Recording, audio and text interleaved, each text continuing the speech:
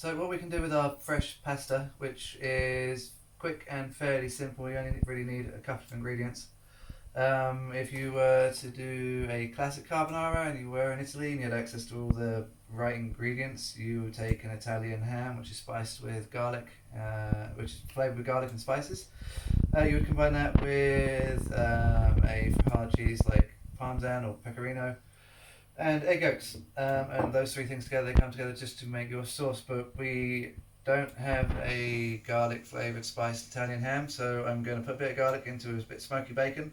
Um, we love chili, so I'm going to put a bit of chili in there as well, and it just takes minutes to make. So in this pan, I've already got my smoky bacon, my poitrine that we have in France, that's been cooked off. I'm just going to add garlic and chili. Give that a little stir around. That's on a low heat. We're just going to gently cook that out a little. Our water we're going to get on because this is going to be a really quick process. This is going to cook just for a couple of minutes just to soften the garlic, release through the oils. Bit of chili to put a bit of heat in. We love chili, and then that's going to come off the hob. I'm going to allow it to cool. And once that has cooled, I'm going to mix it with the egg yolks and mix it with the cheese.